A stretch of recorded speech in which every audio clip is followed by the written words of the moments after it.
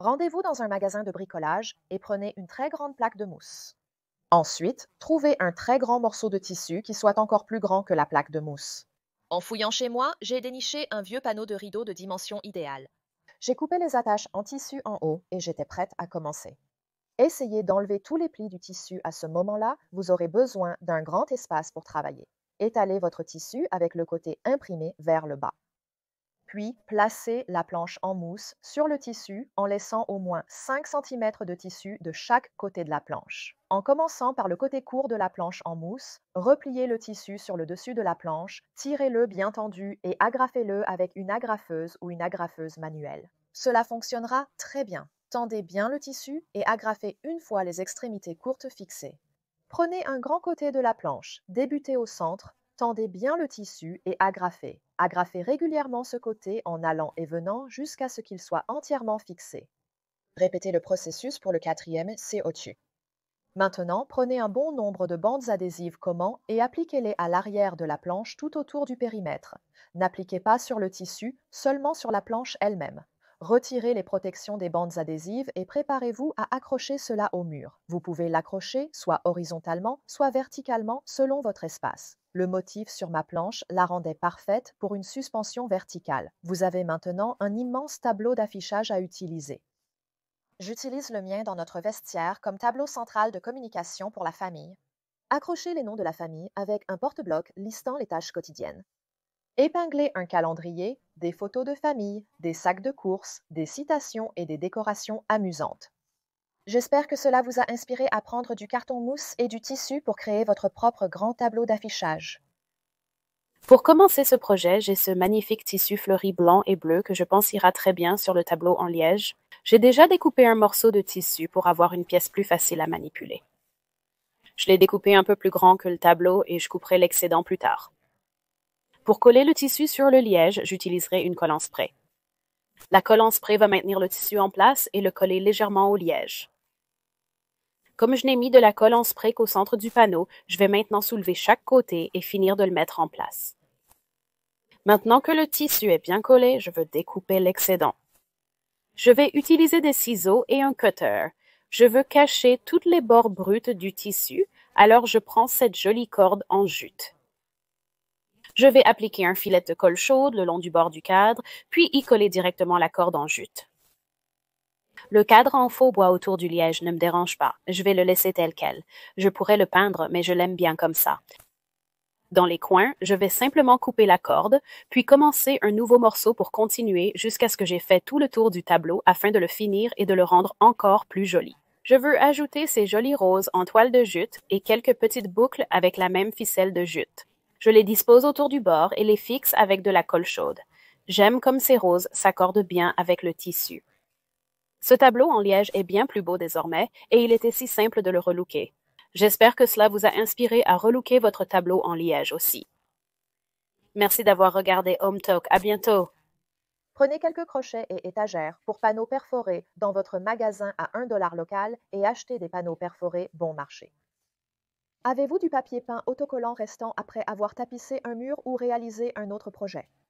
Posez votre papier peint face contre la table et placez les panneaux perforés sur le papier en laissant quelques centimètres d'espace entre chaque panneau. Tracez le contour de chaque panneau perforé avec un crayon et découpez chaque morceau de papier peint en ajoutant 1 centimètre supplémentaire autour du contour. Avec des ciseaux bien aiguisés, découpez les coins du papier peint. Retirez le film protecteur du papier peint et posez le panneau perforé face vers le bas sur le côté adhésif. Appuyez fermement pour vous assurer que le papier peint adhère bien. Repliez les bords extérieurs du papier peint vers le haut et par-dessus les côtés du panneau perforé. Prenez un tournevis, un crayon ou tout autre objet pointu et percez des trous à travers le papier peint dans les trous du panneau perforé. Vous pouvez faire cela en sentant les trous du panneau perforé avec votre doigt ou en le tenant à la lumière pour voir les trous. Fixez solidement le panneau perforé au mur avec la quincaillerie fournie. Alignez le motif du papier peint sur votre mur avec le panneau perforé recouvert. La partie la plus difficile est parfois de faire correspondre le motif sur le mur, mais une fois que vous l'avez trouvé, c'est tellement amusant de l'aligner et de voir le panneau perforé disparaître dans le motif assorti.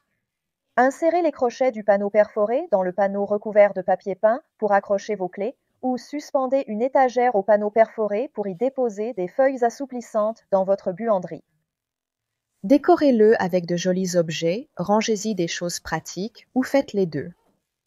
J'espère que cela vous a inspiré à créer des rangements économiques et élégants en utilisant des accessoires de panneaux perforés de Dollar Tree et des chutes de papier peint. Pour commencer, j'ai acheté une plaque d'acrylique de 36 par 48 cm chez Home Depot. Pour préparer la plaque, j'ai mis 2 couches de ruban de peintre sur les 4 coins, mesurés vers le haut et par-dessus. J'ai mesuré 1,5 pouce et j'ai marqué. J'ai ensuite utilisé un forêt standard pour percer lentement le trou dans l'acrylique en faisant attention de ne pas le fissurer. Cela sera utile plus tard. En traçant un rectangle, j'ai mesuré 2,5 pouces à partir du bas et je l'ai marqué. 6,5 pouces de chaque côté et 8,5 pouces vers le bas à partir du haut. J'ai marqué ces mesures avec du ruban de peintre. Ensuite, j'ai mesuré et marqué des bandes de 5 pouces, puis collé des lignes verticales et horizontales avec du ruban adhésif. Le ruban utilisé s'appelle ruban de traçage, mais tout ruban de couleur assorti à votre décoration convient.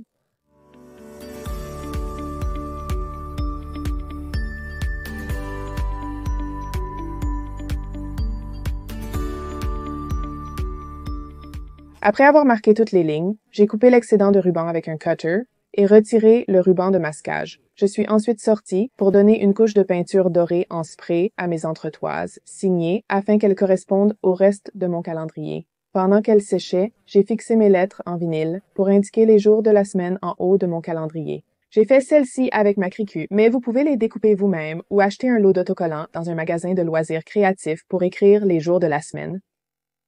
Maintenant, il est temps d'accrocher. Avoir quelqu'un pour vous aider est très utile pour tenir le calendrier afin de vérifier qu'il est bien droit, puis marquer les coins où vous avez percé. Les entretoises que j'ai commandées étaient fournies avec des chevilles et des vis, donc j'ai d'abord fixé les chevilles dans le mur, puis j'ai vissé la base de l'entretoise. Ensuite, nous avons soulevé le calendrier, fait glisser les trous pré-percés sur les vis et fixés avec les bouchons. Je suis ravie du résultat de ce calendrier. C'est une façon chic d'organiser la semaine ou le mois sans que ce soit une horreur visuelle. Étant entièrement personnalisable, il s'adapte à la décoration de n'importe quelle pièce de votre maison. En utilisant des marqueurs effaçables à sec pour ajouter les dates, c'est l'ajout parfait à mon nouveau bureau à domicile. J'espère que cela vous a inspiré à créer votre propre grand calendrier en acrylique. Nous allons peindre tout le tableau en liège ainsi que le cadre. J'ai ici un produit qui fait à la fois peinture et après. J'utilise donc ce ruban adhésif bleu et tout ce que je fais, c'est protéger le bord du cadre et je veux trouver mon point central. Ainsi, j'ai au moins un point de départ. Maintenant, sortons ces superbes rouleaux. Ce que j'aime faire, c'est utiliser du bon vieux film étirable et couvrir. Ce n'est qu'un plateau de service, mais d'abord, installons notre manche et mettons un peu de peinture sur l'éponge. Nous utilisons la peinture métallique Modern Masters. Vous allez simplement faire des allers-retours dans la peinture pour bien charger l'éponge. Et maintenant, vous pouvez prendre votre pochoir et vous allez le placer dans les trous extérieurs. Vous pouvez simplement le faire rouler à la main pour que le motif prenne un peu de peinture.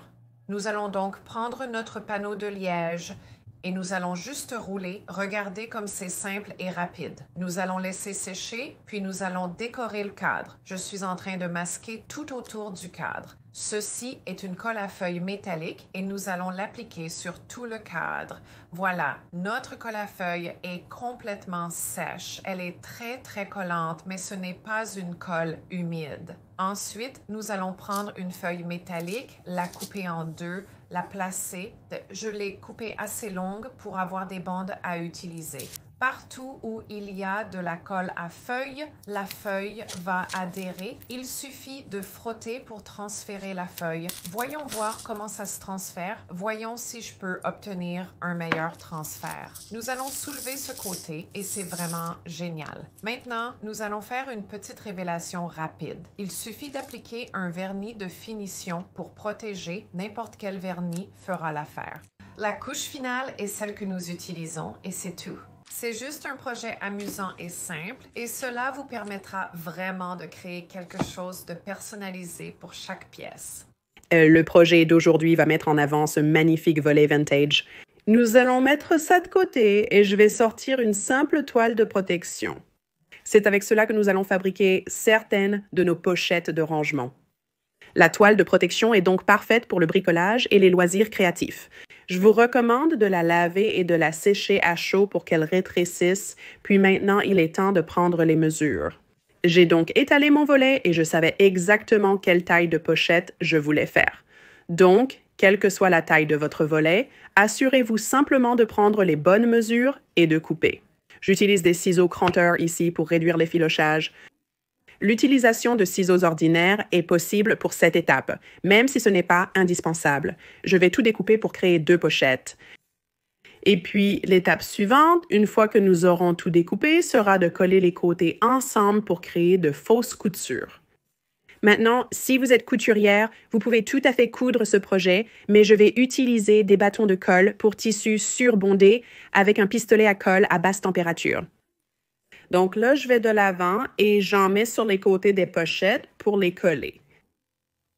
J'ai créé un petit rebord en haut de ma pochette, juste pour donner un peu plus de solidité au tissu. J'adore la toile parce qu'elle est super résistante, mais ce petit renfort supplémentaire est utile puisque je vais y accrocher des papiers, du courrier et ce genre de choses.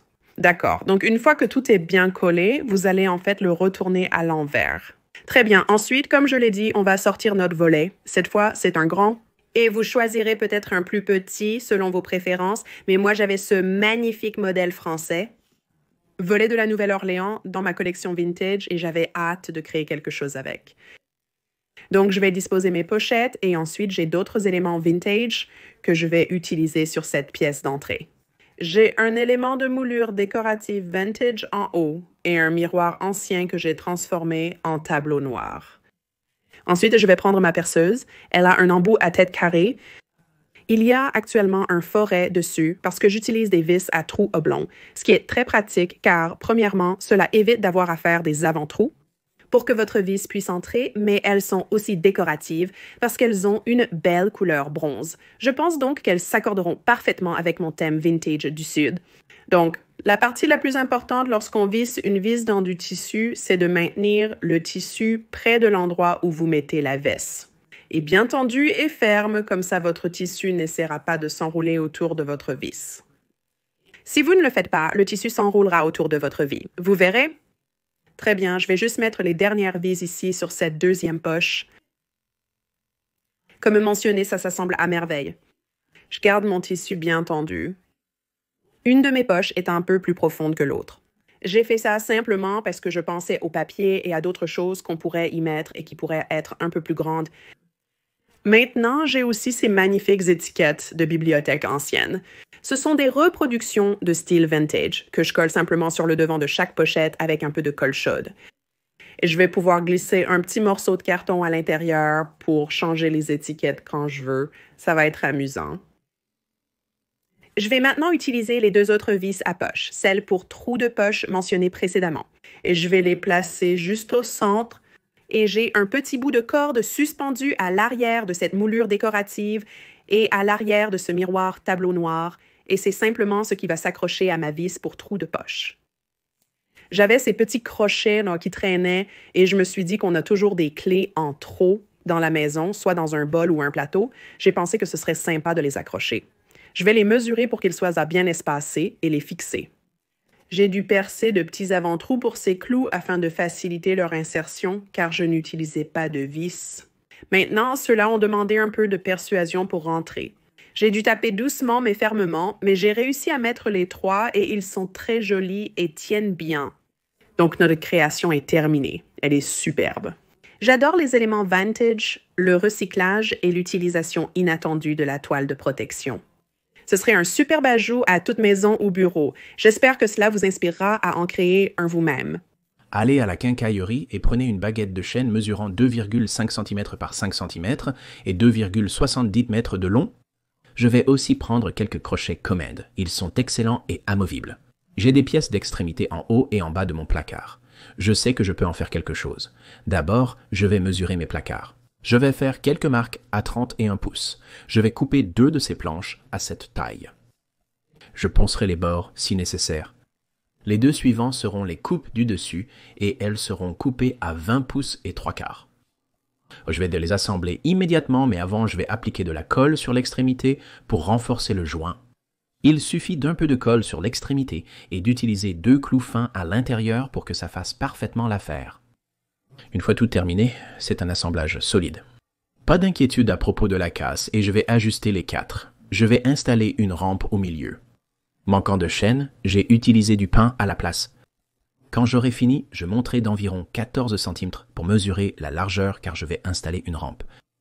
J'ai utilisé du bois de pin et une fois en place, un seul clou de finition de chaque côté suffit pour tout maintenir ensemble. Une fois que tout est solidement fixé, il faut appliquer un conditionneur pour bois pré-teinté. Quand on utilise du pin, c'est un bois tendre, contrairement au chêne qui est un bois dur. Quand je vais teinter le pin, ça va être tout acheté, donc uniquement sur le pin, je dois appliquer ce pré-teint. Il n'en faut pas beaucoup, juste une petite trempette a suffi pour tout faire. Laissez sécher environ 30 minutes, puis on le teintera. Mes placards avaient une teinte orangée, donc j'ai opté pour un aspect érable. J'aurais pu choisir le noyer, mais l'érable semble être la teinte la plus proche. Je vais couvrir tous les côtés des planches. Je dois bien recouvrir le chêne, le pin et toutes les extrémités. Maintenant, il est temps de l'assembler, de tout mettre en place. Regardez cette couleur, ça correspond plutôt bien. Je vais utiliser quelques petits clous qui traversent les planches et entrent dans les armoires pour les maintenir en place. Une fois que tout sera bien fixé en place, j'utiliserai ces bandes adhésives Command, faciles à utiliser. Enlevez le film protecteur d'un côté, collez-le sur le crochet, assurez-vous que c'est bien fixé, puis enlevez l'autre protection. Ensuite, vous pouvez le prendre et le coller sur l'armoire. Je vais en mettre 2 et franchement, elles sont vraiment super. Elles tiennent bien. Les maniques sont amovibles et temporaires. Prenez votre livre de recettes familiales ou un livre apprécié et placez-le à l'intérieur. J'utiliserai quelques maniques, c'est le rôle de cette barre.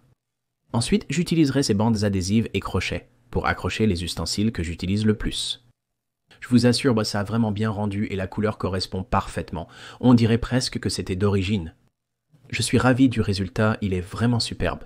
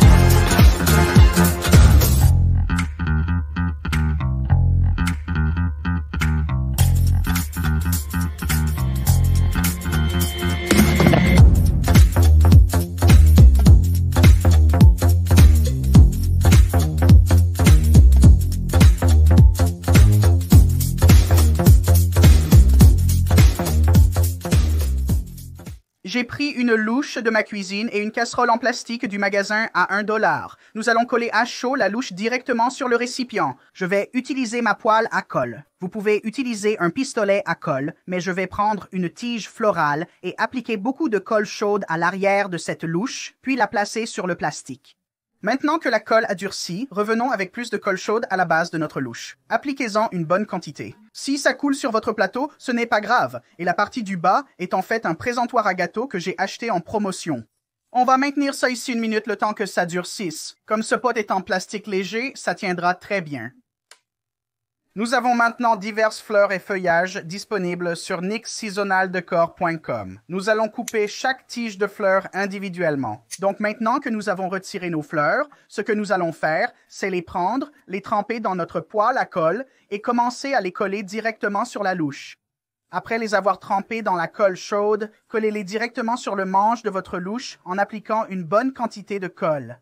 Il nous reste des fleurs des 2 bouquets démontés que nous allons intégrer directement dans la louche. Vous pouvez revenir avec un petit bloc de mousse, mais comme il sera exposé dans ma cuisine, je ne pense pas qu'il soit nécessaire de gaspiller des matériaux ou de l'argent supplémentaire. La louche maintient efficacement la colle chaude en place. Nous allons donc continuer à remplir. Maintenant, continuons à ajouter d'autres belles fleurs. Admirez la beauté des nuances de violet et de vert. Ajoutons encore une touche de vert pour sublimer l'ensemble. N'hésitez pas à utiliser un bol en plastique que vous avez sûrement déjà chez vous. Il existe de nombreuses méthodes pour créer cet effet. Je recommande de toujours séparer les tiges individuellement. De cette façon, vous pouvez économiser de l'argent et vous n'avez pas besoin d'utiliser beaucoup de tiges, ce qui vous coûterait très cher. Donc, on va juste tremper celles-ci dans notre poêle à colle et les répartir un peu partout. Et on va en placer une de plus ici et notre dernière tige viendra se glisser en haut. Voici le résultat final, je le trouve vraiment mignon. Donc, nous avons utilisé un récipient vert du magasin à 1 $, quelques fleurs qui n'ont coûté que quelques dollars, une vieille louche que j'ai dans ma cuisine depuis des années, et je suis content d'avoir trouvé une amélioration pour ça, ainsi qu'un plateau à tarte ou un présentoir à gâteau en promotion, appelez-le comme vous voulez. Vous pouvez également utiliser tout récipient disponible. Pour environ 5 ou 6 $, nous avons créé une très jolie composition florale qui semble déborder du récipient. Merci beaucoup à tous d'avoir regardé. Vous pouvez faire cela avec n'importe quelle combinaison de couleurs et je pense que ce serait magnifique pour n'importe quelle saison ou fête également. J'ai commencé mon projet en prenant ma perceuse. J'ai simplement agrandi un peu les trous de l'arrosoir sur le bec. J'ai pris ma guirlande lumineuse et je l'ai fait passer par l'ouverture du bec. Vous allez la faire ressortir à nouveau par l'ouverture. Nous allons répéter ce processus. J'ai percé quelques trous sur les côtés juste pour que vous puissiez aussi voir les lumières à l'intérieur de la boîte. Voici mon panier à fond plat et voici la composition que j'y mets chaque printemps. Donc, je colle une bande adhésive commande sur la vitre de ma porte et l'autre à l'arrière du panier. Je vais utiliser le crochet à couronne pour suspendre l'arrosoir au-dessus du panier et voici le résultat. J'ai trouvé un de ces plus grands pour 2,50 $. Nous allons utiliser cette nappe en vinyle, donc nous allons simplement rassembler notre tissu, prendre nos ciseaux et le couper. En fait, je vais attacher 2 colliers de serrage ensemble, et ce que nous allons faire, c'est rassembler nos tissus. Maintenant que notre petit amas de tissu est bien attaché, ce que nous pouvons faire, c'est prendre notre collier de serrage, le fixer et couper l'excédent. Tout ce que j'ai fait, c'est tirer petit à petit sur le dessus jusqu'à obtenir ce joli plissage. On va donc simplement couper tout cet excédent. Prenez notre ruban, je vais le prendre et le placer juste ici, puis le fixer à nouveau avec un collier de serrage. Maintenant, il est temps d'ajouter quelques fleurs. Trempez-les dans notre poêle à colle et placez-les à l'intérieur. Donc maintenant, on coupe les feuilles individuelles et ce qu'on peut faire ensuite, c'est simplement les insérer directement. Ensuite, on peut prendre quelques autres tiges de glycine. Maintenant, nous avons quelques-unes de ces magnifiques roses et voici la boule terminée. Vous pouvez faire cela dans différentes couleurs pour différentes saisons et fêtes et dans des tailles variées pour ajouter de la texture.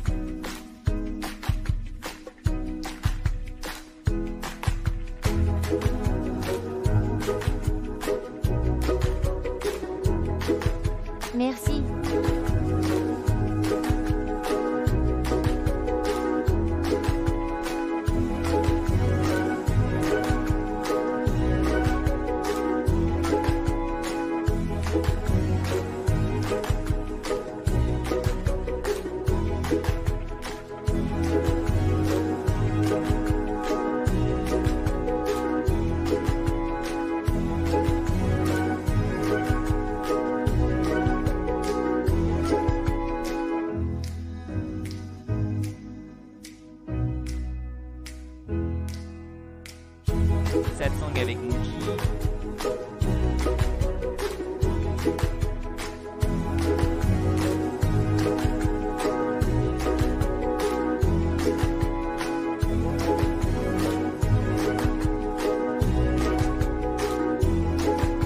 Satsang avec Muji.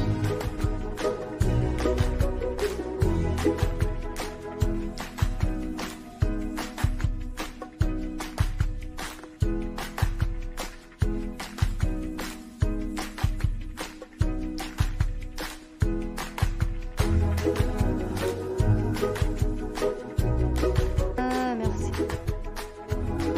Merci.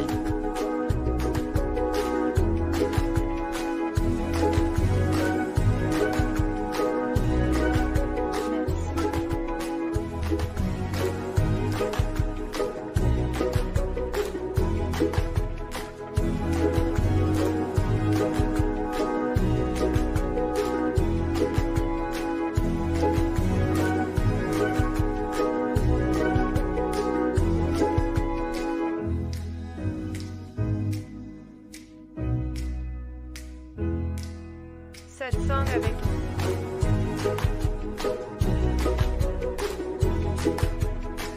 Merci.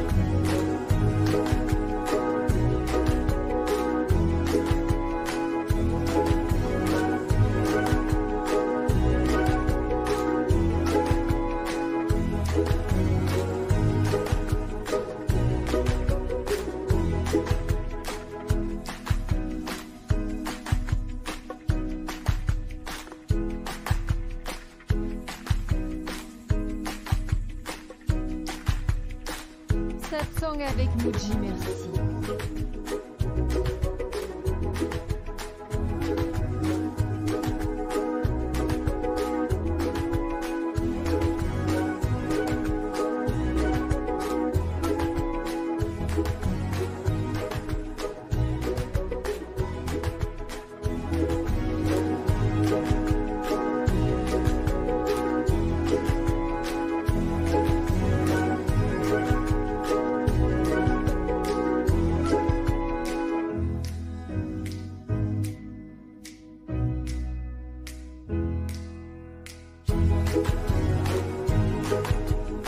Merci.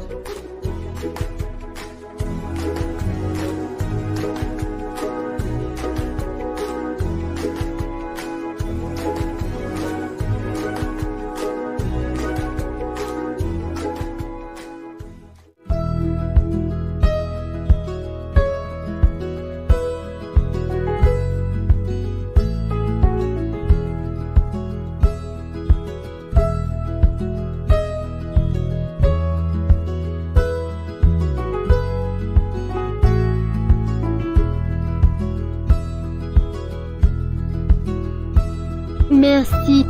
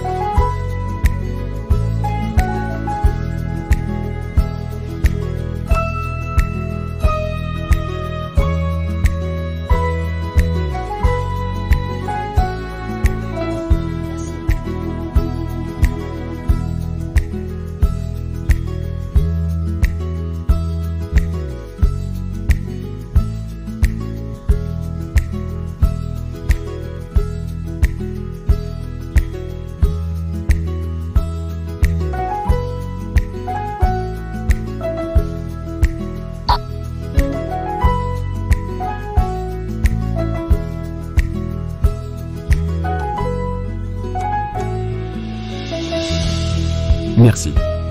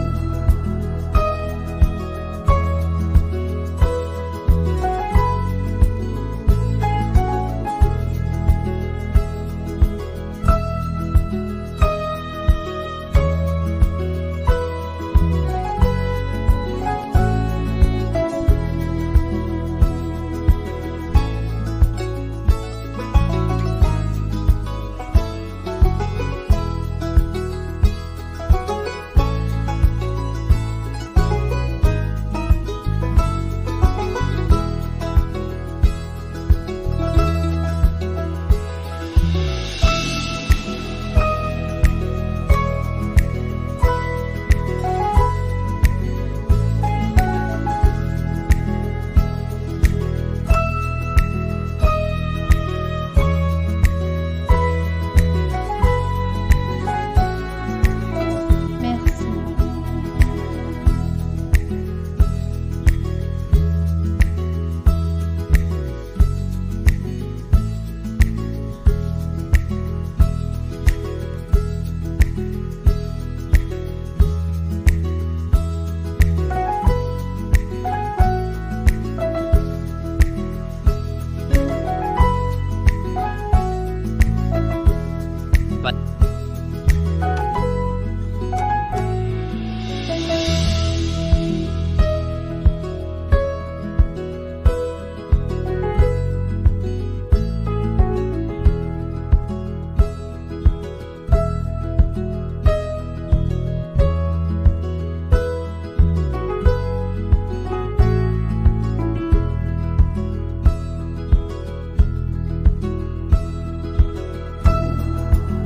D'accord.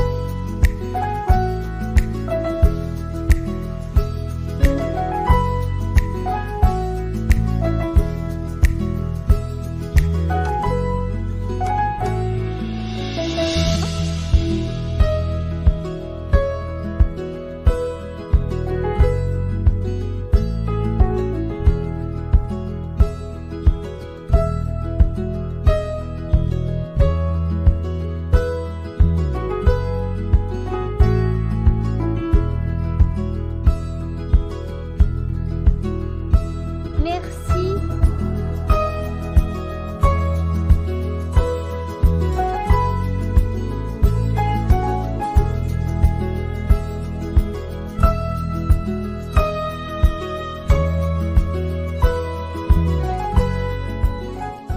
J'ai pris une chute de bois de 4 par 4 dans mon tas de bois et je l'ai poncé grossièrement sur toutes les faces et les bords. J'ai marqué 18 repères espacés régulièrement, en alternant de chaque côté pour que les marques soient décalées. J'ai utilisé une mèche de 3/4 de pouce pour percer des trous à chaque repère.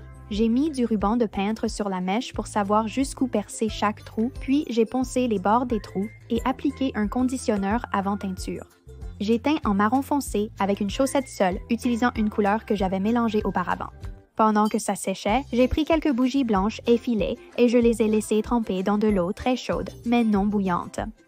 Après 5 à 10 minutes, j'ai utilisé un rouleau à pâtisserie pour aplatir le centre, puis j'ai doucement tordu la bougie. Prenez une longue bande de papier craft marron et commencez par emballer quelques livres dans un papier peint texturé neutre ou un papier cadeau épais. Avec un marqueur épais ou un stylo à peinture, écrivez le nom de chaque invité sur le dessus ou autour de l'assiette directement sur le papier. Pour une touche fantaisiste, dessinez le contour de vos cuillères, fourchettes et couteaux avec votre marqueur. Essayez d'esquisser des éléments du dîner sur le papier, comme une bouteille et un verre de vin. Si vous servez un certain type de fromage ou d'apéritif, inscrivez-le sur le papier. Pour accompagner vos assiettes dépareillées, glissez des torchons dépareillés sous les assiettes. Procurez-vous des ballons, du ruban en satin et de la colle dans votre magasin à 1 $ local. Mesurez et coupez le ruban, gonflez plein de ballons, nouez-les, puis attachez des rubans en satin à l'extrémité. Coupez de petits morceaux de ruban de masquage, puis appuyez le haut du ballon sur le ruban avec la pastille de colle fixée. Commencez avec une feuille de carton blanc. Je vais la couper en deux. À l'aide d'une règle et d'un crayon, je vais tracer mes lettres. Maintenant, je vais prendre une feuille de carton mousse blanc. Je vais mesurer des bandes d'environ 9 cm. Ensuite, sur ma lettre N, je vais utiliser un peu de colle chaude pour faire le contour de toute la lettre, tout autour. Je vais prendre une de ces bandes de carton mousse et mon cutter, et je vais entailler seulement un côté, mais sans couper complètement à travers la mousse. Une fois que c'est fait, je vais plier lentement à chaque ligne d'entaille. Donc, une fois que j'ai terminé cela, je peux à nouveau utiliser de la colle chaude et appliquer la bordure tout autour du chiffre courbé ici. Maintenant que les lettres et les chiffres sont terminés, il est temps de les remplir. La première façon est d'utiliser des lumières pour en faire de vraies lettres de style marquise. Pour ajouter de la couleur aux lettres de style marquise, je vais utiliser des ballons pour le nom. Pour commencer, je vais avoir besoin d'une caisse en bois et je vais bien la peindre ici. J'utilise le dessus d'un bureau dont je ne me sers plus et je vais prendre ma caisse peinte et la poser à l'envers. Ensuite, je vais percer des trous et ajouter des vis. Utilisez des vis suffisamment longues pour fixer solidement la table sans la traverser complètement. Ensuite, il suffit de la retourner pour obtenir cette table basse, offrant un excellent espace pour s'asseoir au sol. Pour plus de confort, j'ajoute des coussins au sol.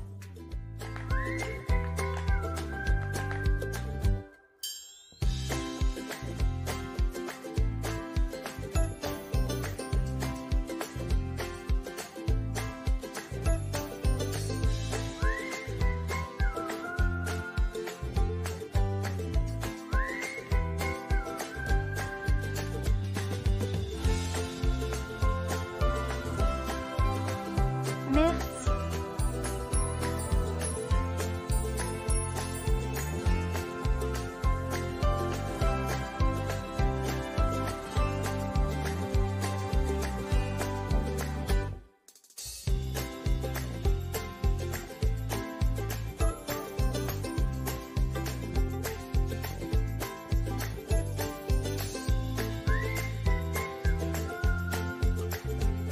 Merci.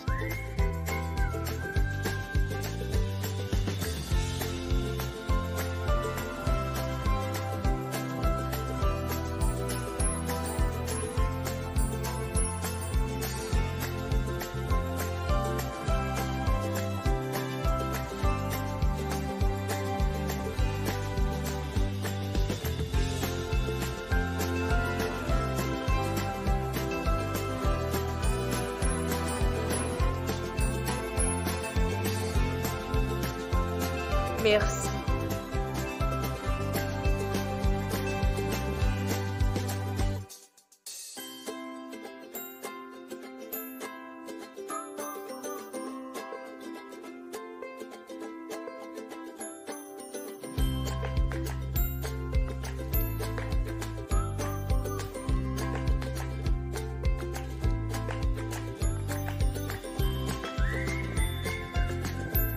Merci.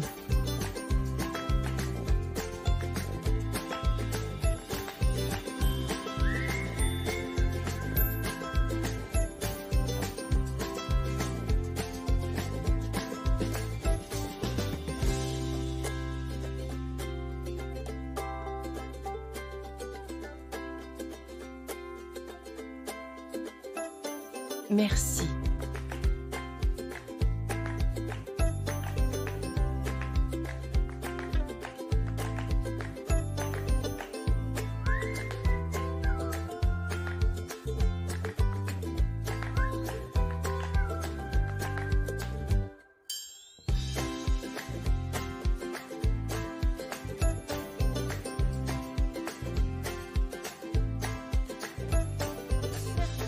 Merci.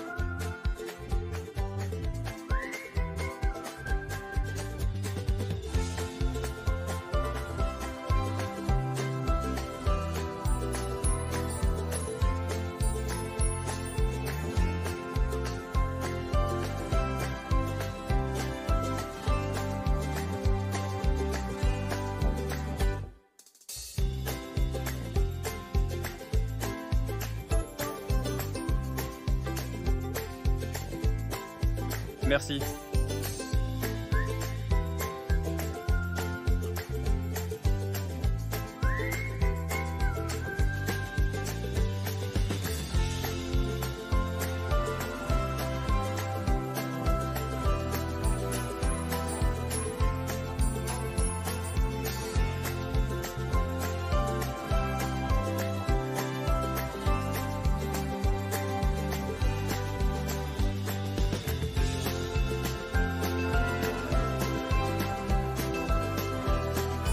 Satsang avec Muji.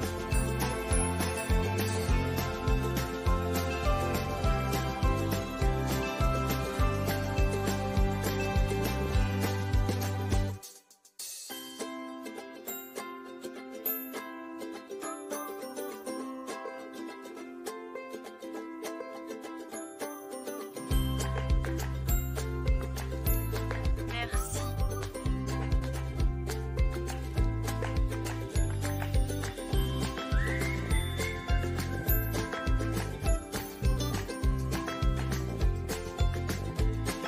Merci.